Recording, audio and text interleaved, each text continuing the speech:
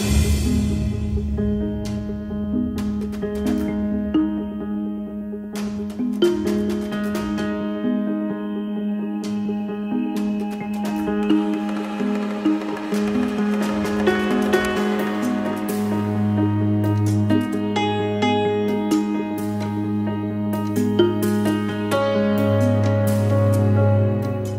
امسال هفته شهید و 24مین سال روز شهادت قهرمان ملی را مثل همیشه گرامی داشت داریم و تیتر یا عنوان امسال ما مسعود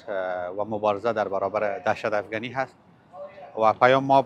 همه ساله روشن است: ادامه راه احمد شاه مسعود، تجدید پیمان با مقاومت تا آزادی کشور ما از سلطه طالبانیسم و با مو حقوق مساوی که احمد شاه مسعود بین زنان و مردان بارها تاکید کرده بود تا یک روزی در فضای آرام و آسوده و پر از آسایش در اون مملکت برسید.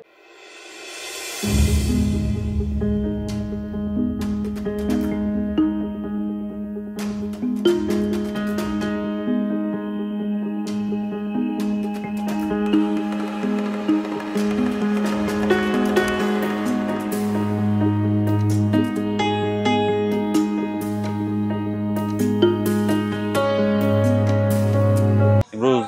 خانم ها، بانوان، نویسندگان، فرانسوی ها و افغانستانی ها، خراسانی ها جمع شدند تا فرمانده مسعود و این شب شعر و ادبیات و مقاومت تقدیر بکنند با شعر و سرود و موسیقی.